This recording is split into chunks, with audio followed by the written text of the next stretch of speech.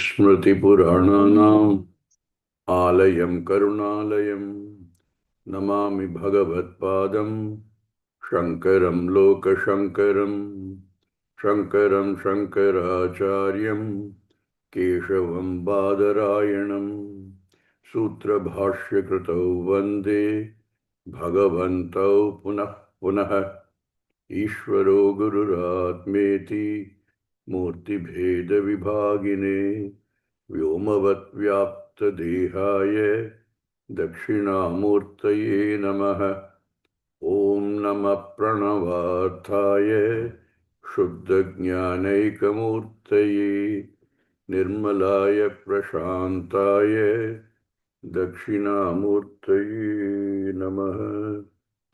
ॐ सहना भवतु सहनौ भुनक्तु सह वीर्यङ्करवावहै तेजस्विनावदीतमस्तु मा विद्विषावहै। ॐ शान्ति शान्ति शान्तिः।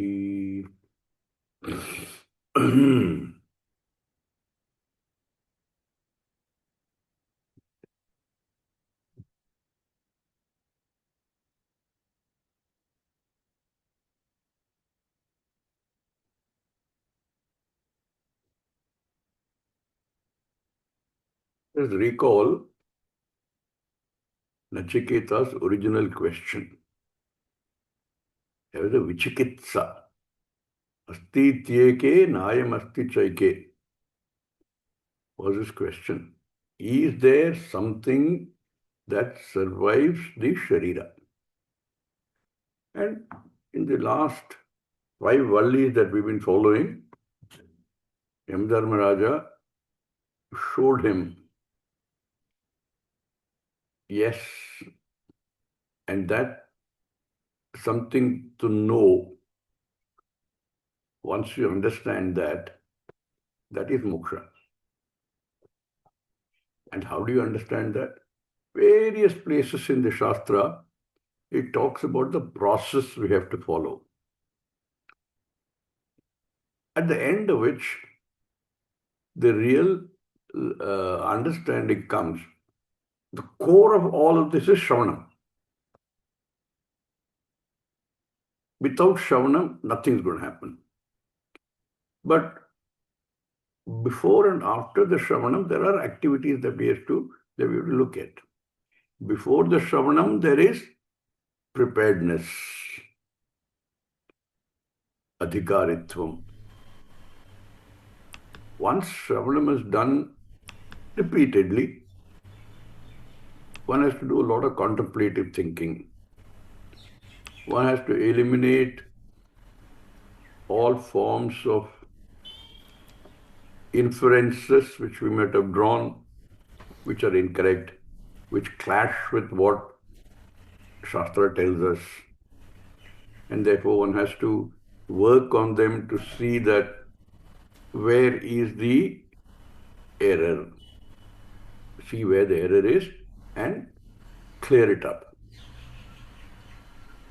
Despite all that, we still have to go through a process of nididhyasana.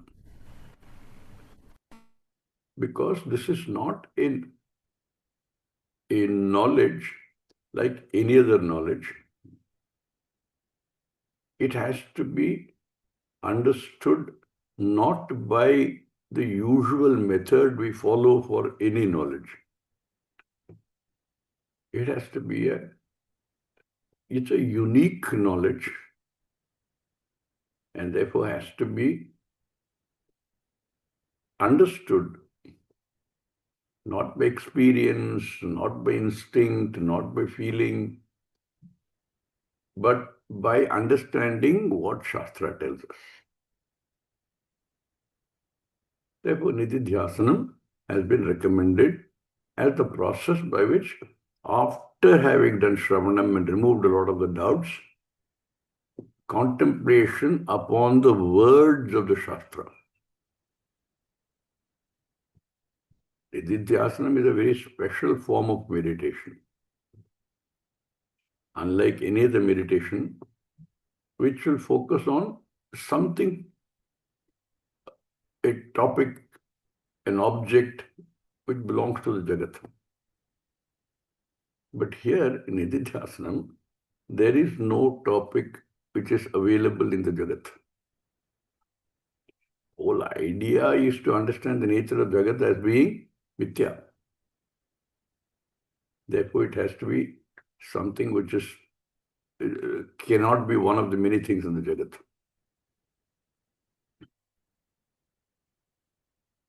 This Nididhyasanam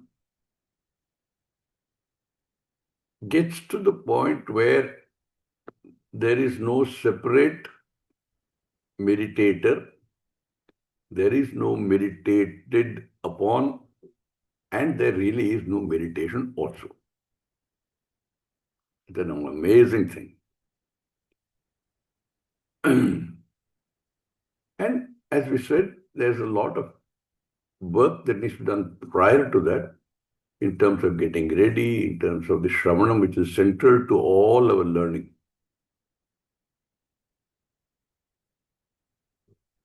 When does Nididhyasanam not work?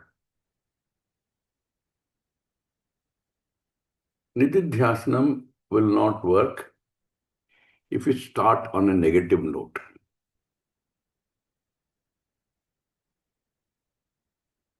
It is such a, for want of a better word, a subtle knowledge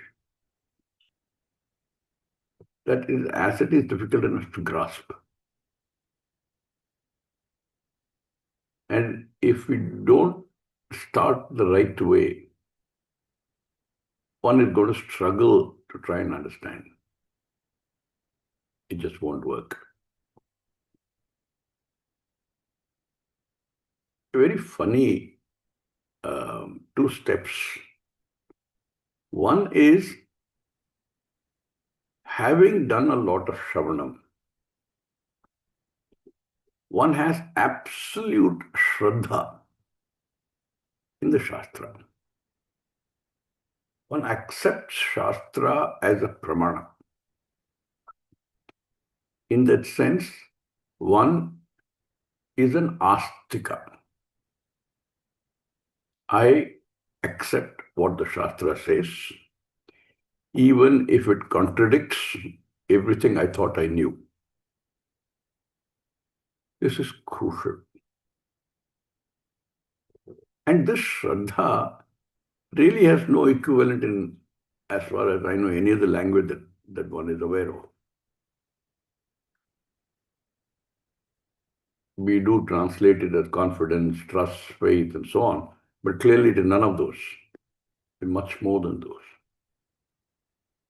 We will see as we study this. But that Shraddha has to be there. And what is the Shraddha? That what Shastra says is correct.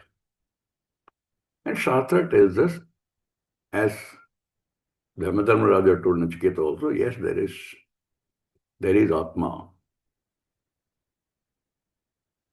So Astitva Atsiti Buddhi, that there is an entity you call Atma, you call Brahman. If you don't have that Shraddha, there's no further movement at all. This is crucial. Now, this opens up two lines of thinking. One, a skeptic might turn around and say, so what you're saying is you must try first brainwash yourself to believe that there is a Brahman or an Atma, and then try and figure out what it is. But the other fellow might say, listen, if you don't understand that there is such a thing, where's the question of any further quest? In their own way, both are right. If you don't accept the fact as given to us by Shastra that there is an entity called Atma, then I'm not going to look for the nature of the Atma.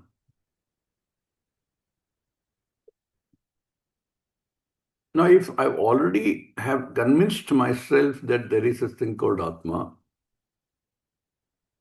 then it opens up further search. What is the nature of that Atma?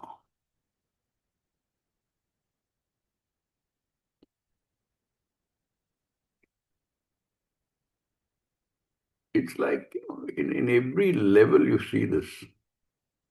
I remember when in my young days I used to do high jump, and my coach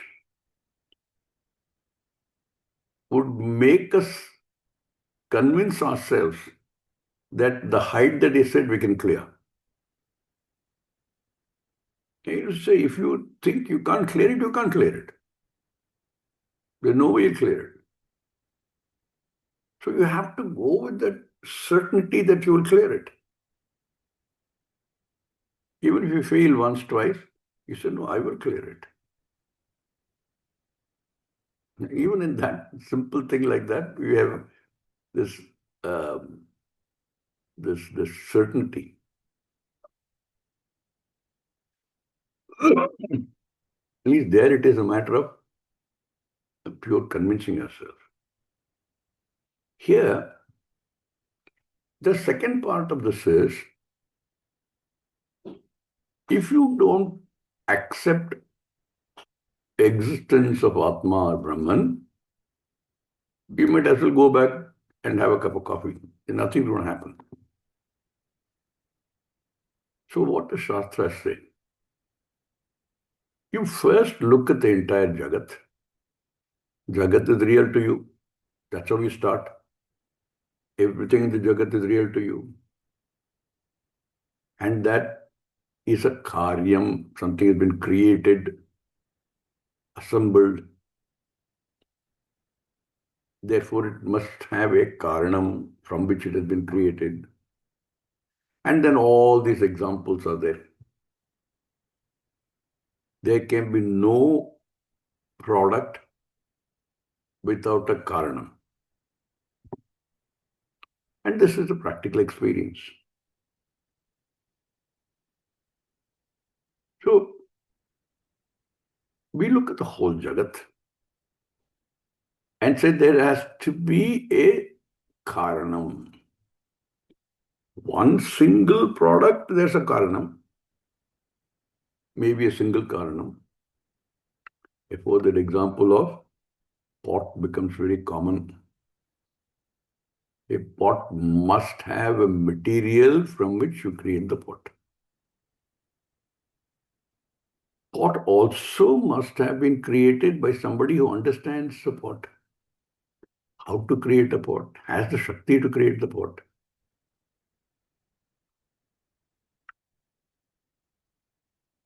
Therefore, there must also be an intelligence behind it. Because the pot has a shape, has a name, and a purpose. You're creating a pot to hold water. Like that, if you take every single item in this Jagat, everything has been created and intelligently put together with a purpose.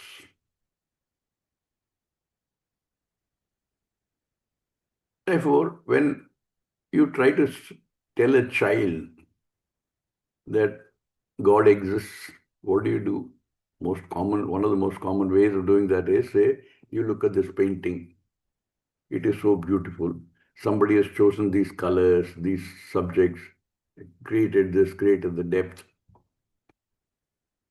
So there must have been a creator of this painting. You say the same thing to ourselves. The whole Jagat is such a wonderful creation, so intelligently put together that there has to be a creator. So you take one step at a time. You take a pot first, and then you go on to say all products made of clay. Then you say, okay, this is simple. This is a simplified example. You take a more complex example. You take a huge building. It has multiple materials and multiple skill sets and intelligence and knowledge. And if you take it one step further, the whole Jagat is an enormous variety of things. Tangible and intangible, living, non-living. And Shastra says now that all of these, there is only one Karanam. The material is only one, and the intelligence also only one. And they are both the same. Abhinna nimitta upadana karana. Sorry. Having got that far, we have what is called astiti buddhi.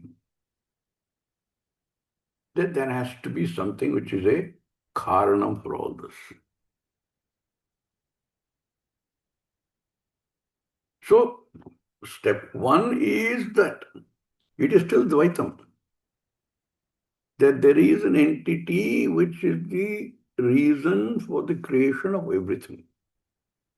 Both the nimitta and upadhana karana.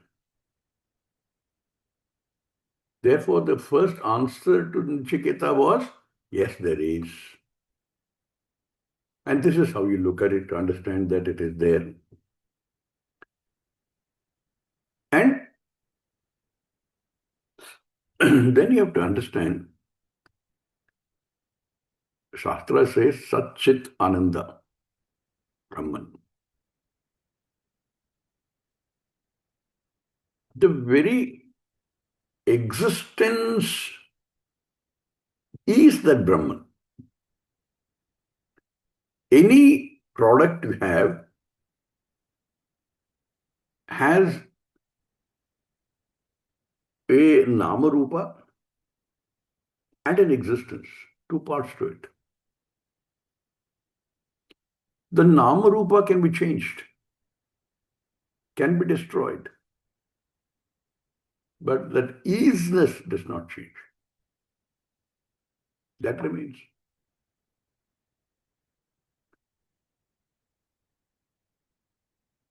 Our famous example of an Angavastram is that it is called an Angavastram, it's a piece of fabric. And it is used with a certain specific purpose. That has a big tear in it. So the purpose for which it was made is not usable anymore for that purpose. So the Angavastram is now being used as a duster cloth, for example. What has happened? It has now become, instead of Angavastram, it has become another use called duster cloth. What has changed? Nama has changed. Rupa hasn't changed much. Nama has changed. The existence of the Angavastram is not there anymore. There is no Angavastram. It has become duster cloth. But the existence has simply been transferred to duster.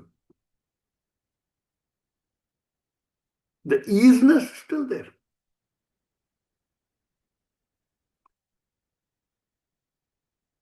Or let us say it has become torn. So what do? You take one part of it, tear it and use it as a duster cloth. Another part of it, you tear it and stitch the edges and use it as a handkerchief.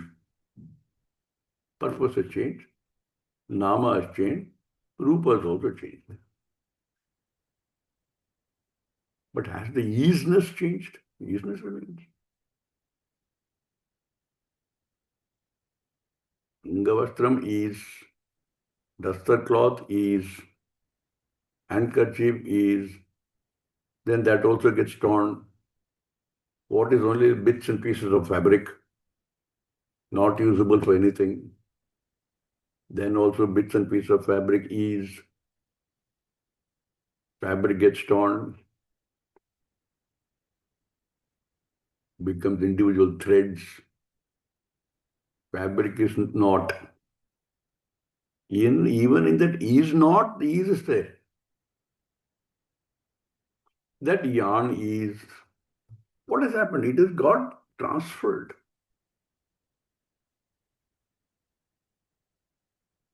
And each one, as it becomes the cause of that one, is more subtle. Yarn becomes fiber and so on. There is a gradual change in the where the easiness gets transferred. Easiness is existence. It gets subtler and subtler and subtler. Up to a point, you can trace it. We can trace where it's going. Beyond a point, it is not available for our senses. Then what happens? Then also the same logic holds. Subtler and subtler and subtler and subtler till you can imagine that the ultimate subtle karanam is there. That karanam has to be the easiness of everything after that. From that Brahman, you did not suddenly one day pop, got not according to Shastra, whole Jagat. From the Atma came Akasha, Akashat Vayuhu, and so on. First, the subtle forms were seen. Then they went through the process of Panchikaranam and he saw the gross forms and both evolved. You can trace it backwards also. We keep tracing it backwards. What is left is only Sat. So this is the second part of the step. First, you accept that there is Brahman. And for that, you use a methodology like this. Then you study the nature of Brahman. Up to a point, you can do it by pure logic because you can observe the data. Beyond that point, since you don't have data to work with, you have to it has to be supported through inference. So tarka, logical inquiry up to a point is possible. As it gets subtler and subtler and subtler, it is not available anymore for direct logic. That is where we use what is called Shastra Anukula Tarka. Now you understand what is Shraddha. You have done it very logically, backwards, the hetu, till the point you can. Then what happens? This is where all great scientists who've been working on these things have had to resort to Upanishads. Because science does not have an answer anymore after that. These are people with brilliant minds who've dedicated their life to studying these. But their own capability, their own knowledge, their own intelligence does not support them any longer beyond a point. That is where you bank on Shastra Anukula Tarka. So we take two steps. Brahman Asti. Brahman is Asti. Brahman Asti.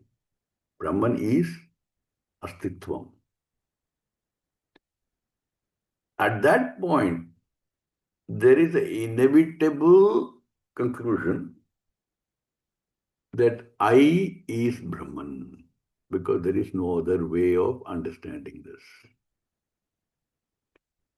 So the Brahma Asti becomes Brahma Asmi.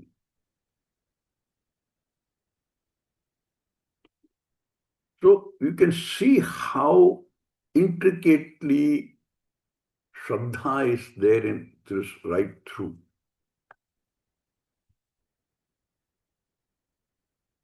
And this is what the mantras try to make us understand. All this time we've been talking about yoga. In the previous mantras, we talk about yoga as nididhyasana. Now it takes it to one more level of understanding and clarity. How do you do this? At what point who can succeed and who will not succeed? Because Shastra tells us all the time that Brahman is not accessible to any of the senses, is not available for words. How am I going to know? That is where Shraddha comes in. So I said Shraddha as to a possibility. One, I can say that you're just brainwashing yourself. But that's the more sensible way of looking at it is, unless I am first convinced that there is a Brahman, how am I going to study the nature of Brahman? I will not. Nobody can.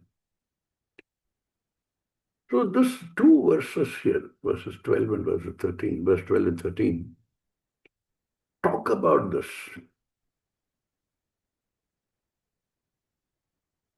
Very wonderful summing up of all of these in these two verses, these two mantras.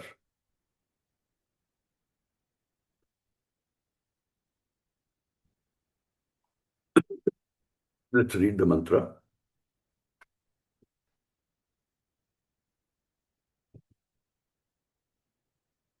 Naiva vacha na manasa Naiva vacha na manasa praptum shakyo na chakshusha praptum shakyo na प्राप्तुं शक्यो chakshusha न चक्षुषा astiti bhruvatoonyatra astiti अस्तीति bruvatoonyatra बृहतोऽन्यत्र katam tadupalabhyate katham कथं tadupalabhyate तदुपलभ्यते अस्तीत्येवोपलब्धव्यः अस्तीत्येवोपलभ्यः तत्त्वभावेन चोभयोः तत्त्वभावेन तत्त्वभावेन चोभयोः चोभयोः अस्तीत्येवोपलब्धस्य अस्तीत्येवोपलब्धस्य अस्तीत्येवोपलब्धस्य तत्त्वभावः प्रसीदति. तत्त्वभावः तत्त्वभावः प्रसीदति. प्रसीदति. Right? Reiterating the fact that this is not accessible by any of our senses, by words, or anything else that we have. Na eva vacha na manasa praptum shakya. So if you really break it down in Anvaya, it will be like vacha na eva praptum shakya. By words you cannot gain this. Manasa api na evam praptum shakya.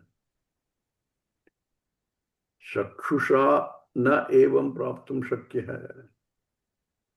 Now, obviously, chakshusha is eyes, but is upacharikam for all senses.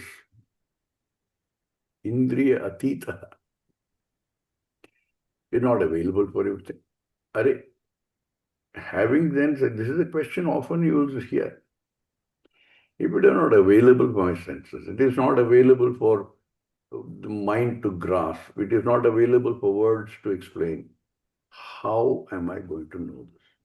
Can I conclude that it's impossible to know it? Or worse still, can I conclude that it doesn't even exist? Because if it exists, I should be able to sense it one way or the other. See the problem. Because we are looking at everything in the only way we know how to look, which is as an object. And our experience is that every object can be perceived through one of the senses, through the mind, or through words. If it's not available any of them, this is the only way I know how to know anything. That is not possible. You yourself say it is not possible. How do you then tell me I should learn? And then the second line is a very interesting line. Asti iti bruvataha. Asti iti bruvataha. Anyatra means nasti iti bruvataha. Asti iti bruvataha is one who accepts, one who says, yes, it is there. I have understood that Brahman is there.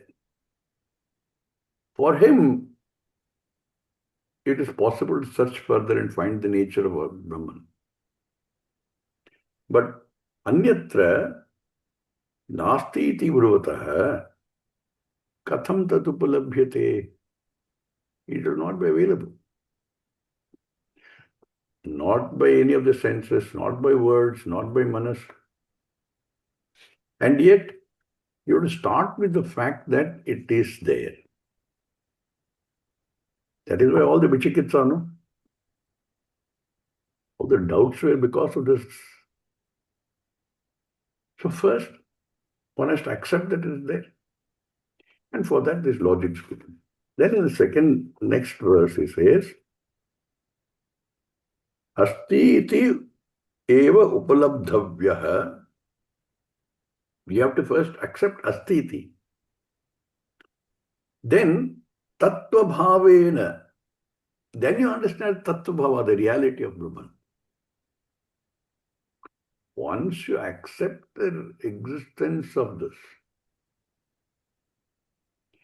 it just struck me that maybe, if somebody says, do ghosts exist?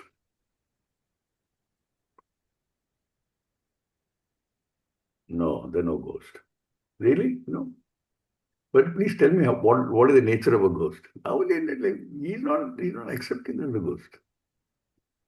Only the fellow who says, yes, ghosts exist. Then you can ask him, what is the nature of a ghost? Because ghosts are not available for perception. And he says, second line of the 13th verse, even interesting. Of the two, chobhayoho, asti tyeva labdasya tattva bhavaha prasidati. The one who accepted is there. Then tattva bhavaha, the nature of the true nature of the Brahman, prasidati, it reveals itself. This is what Shastra tells us. Very clear that unless you start with accepting that, and for that you give all kinds of logic. See, this whole exercise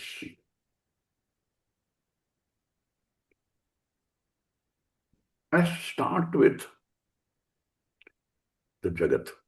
Because to us, Jagat is real when we begin. And it doesn't go away. Even after we have studied for years and understood, Jagat seems real. If Jagat is real, which is our starting point, then whatever caused the Jagat also has to be real. You cannot get something real from an unreal, non-existent. So the starting point has to be there. But later, we do the apavada. We knock it off. We knock it off. What real? There is no real Jagat. And very difficult to knock off because the real Jagat consists also of my own Sharira. But that is the process. Adhyaropa apavada. That's why very nicely it says, you have to start by saying asti. And for that you use logic, saying the Jagat is there, Jagat is real, therefore Jagat Karanam also must be there and that also must be real. That Jagat Karanam, when you do further deep analysis, with the help of the Shastra, you come to one entity called Brahman. Therefore you accept something called Brahman exists as Jagat Karanam.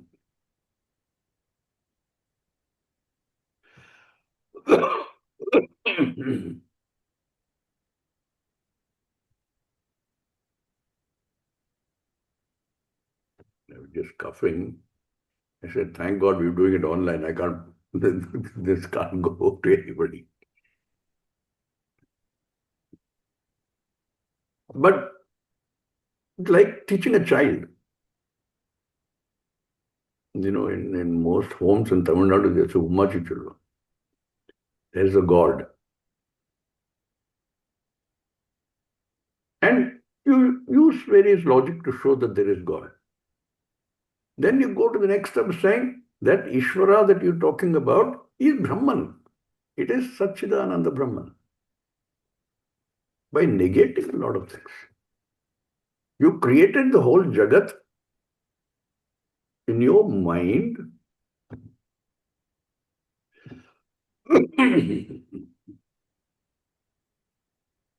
by introducing an entity called Maya.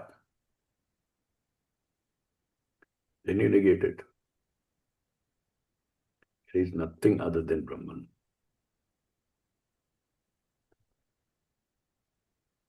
You know, in one of the other sessions, Divyansh was asking, I remember, that the world exists because I see the world.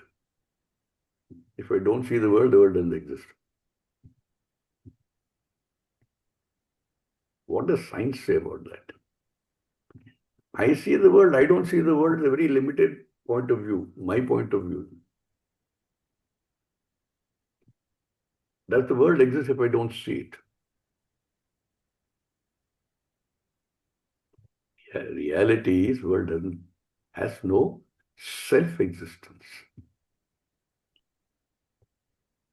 Whole Jagat is as though. You know, there is a Nobel Prize winner called Schrodinger. He did a very famous experiment.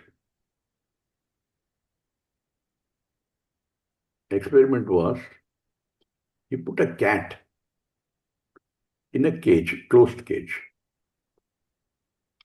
and he let in some gas. Now you can't see the cat. So you ask an observer, is the cat alive or dead? It can be alive, it can be dead. You don't know. Can be both alive and dead. The whole Jagat, does it exist or does it not exist?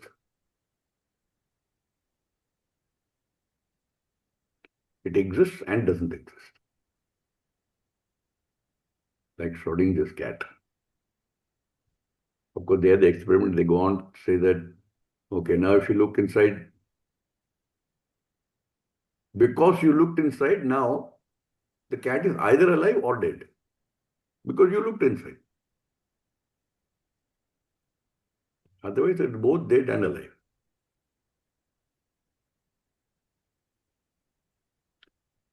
And that's the point. Those are the times when Schrodinger done some very nice experiments. He went back to Upanishads only for the answer. Because you cannot apply the same logic that you apply for anything else in the Jagat to try and understand Brahman. This is a two-step process. You first accept existence of Brahman as Jagat Karanam. Then you do the Apavada. There is no Jagat, no. Therefore, the Karyam is not there. Therefore, Karanam is also not there. So the Karana Karya Prakriya itself is a washout. What is left is only Brahman. What is left is only Brahman, Satchidananda Brahman. There is no Karanam, there is no Karyam.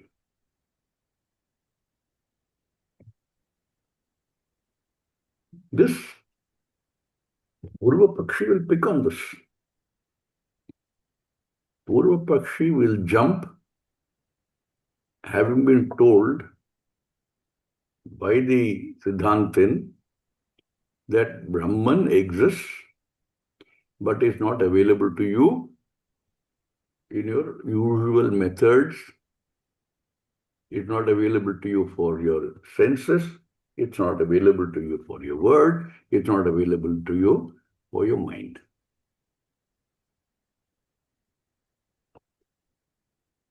So the Purva jumps on you. Ha, I caught you.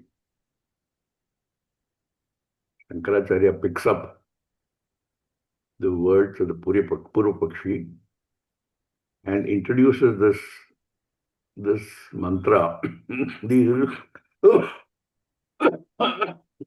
These two mantra in the Bhashyam preceding the 12th mantra. Shall we read the mantra? Because the beauty is, there is karyam, an effect. And that, whatever is the effect, the name can be changed or destroyed, the rupa can be changed or destroyed, the purpose can be changed or destroyed, but its the existence will not get destroyed. When effect exists, cause has to be there. When the effect is destroyed, then also cause has to be there. Cause is reasonless. Not understanding this, the Purva Pakshi comes up with an argument like this. Buddhyadi cheshta vishayam ched. Buddhyadi cheshta vishayam ched. Idam Brahma taditi. Idam Brahma. Idam Brahma. Taditi visheshataha grihyeta. Taditi visheshataha grihyataha. Buddhyadi cheshta vishayam ched. If Brahman were available, accessible to buddhi, etc., then this Brahma, idam Brahma, the Nyayam Brahma, can be specifically understood. Visheshata grihyeta is available for understanding, for grasping, for knowing. What is it based on? Our experience of knowing everything in this Jagat. Because it's available to me for my buddhi, etc., I can know the nature of this. But if it is not available, as you say it is not, then the whole situation changes. Is it? Buddhyadi uparame. Buddhyadi uparame. We can read it together. Buddhyadi uparame cha. Buddhyadi paramecha. Grahana karana abhavat. Grahana karana abhavat. Anupalabhyamana na asti eva brahma. Anupalabhyamanam asti eva brahma. The argument is very clear. If buddhi were able to grasp this, or any other, our instruments can grasp this, I will accept it. This is what they call the rationalist, no? If buddhi can accept it, can access it, I will accept it. But buddhyadi aparame, uparame, when it's resolved, when it's not accessible by buddhi, etc., uparmecha, grahana karana abhavat. There's nothing to learn it from. How do you learn it? It's not available for anything. There's no way I can grasp the nature of Brahman. Grahana karana abhavat anupalabhyamana na asti eva Brahma. Therefore, I can conclude there is no such thing as Brahman. Na asti. Because it is, if it was available, if it was there, I should have been able to see it. This is a typical rationalist's argument.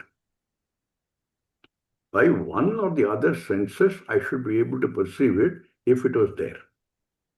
And because I cannot perceive it, and you yourself say it's not available for perception, and I accept that, therefore, it cannot be there. There is no such thing as Brahman.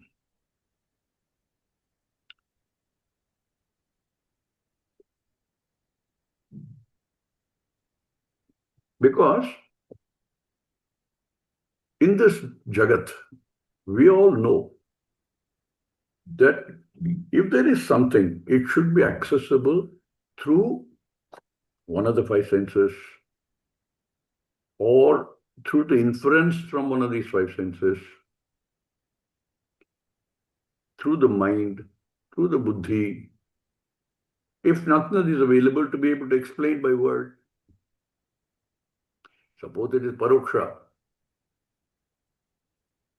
suppose it is not within the ken of any of the senses, but somebody who's seen it can describe it to me. Can describe it to me, can tell me what the form is, can tell me what the name is, can tell me what the purpose is, and perhaps give me some examples of something else I know. So Upaman also will work. If nothing is working, then we know by our experience that it cannot exist. Even something like the dodo, which is not available for perception anymore because it's extinct, can be explained through words. You know, the dodo was a bird which was completely destroyed by humans. It was found in Mauritius. So there's a famous expression in English, no? Dead as a dodo. But there are books on dodo, people can explain what it looks like.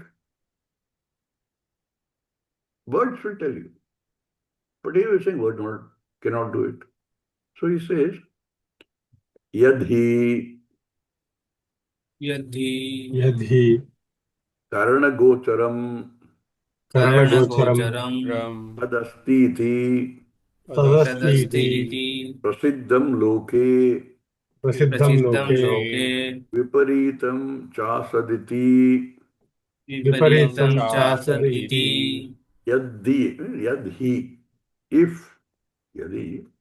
If it is available to any of the instrument, Karana Gocharam,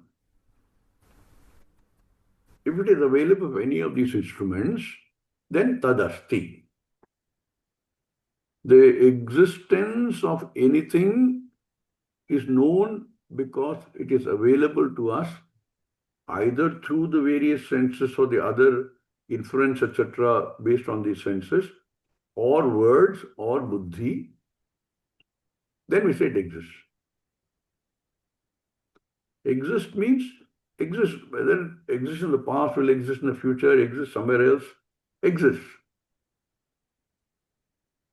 Yadi karana gocharam tad asti iti prasiddham loke. We all know it. In this loka, it is well known that only that which is available to our senses or words or buddhi or any other means of pramana that we know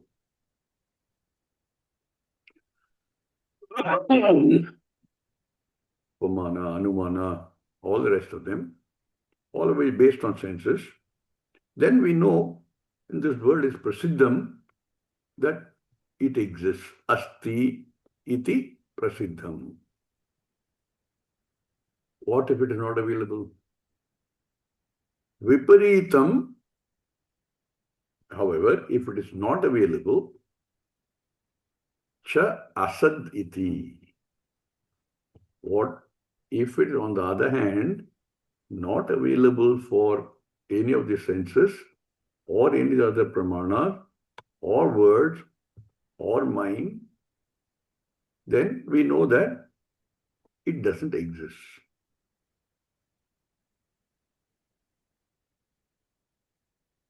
Dodo exists. But if I say, what is a cocoa? I don't know. There is no description which can give you. There's no nama, no rupa. It is not available for any of the senses. Therefore, cocoa doesn't exist. Dodo exists. Is known. Was known at one time. Can be known through books, words. So he said, everybody knows that that which is available for perception exists, that which is not available for perception does not exist. If this is so, if you accept this, then he says, atascha अतश्च anartakaha yogaha अनर्थकः योगः anupalabhyamanatvat अनुपलभ्यमानत्वात् va वा nasti iti upalabdhavyam नास्तीति उपलब्धं brahma ityevam prapte ब्रह्म एवं इत्येवं प्राप्ते atascha ataha. Therefore, yoga, here we will refer to yoga as nididhyasana. Nididhyasana becomes meaningless, anarthaka.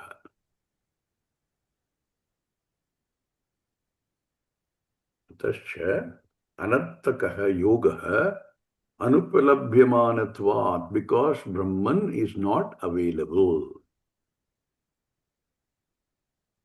It's not being available because nasti iti upalabdhavyam. Because it's not available, it doesn't exist. I've already proved it to you. Therefore, all this nididhyasana that you're asking me to follow is meaningless. If this is the argument of a Purvapakshi,